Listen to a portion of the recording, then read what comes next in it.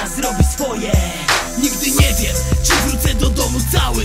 Po tym wszystkim co widziałem, co słyszałem, obok czego przemykałem. Nie dowierzałem oczom nieraz, dlatego właśnie mam zamiar wykorzystać swój czas.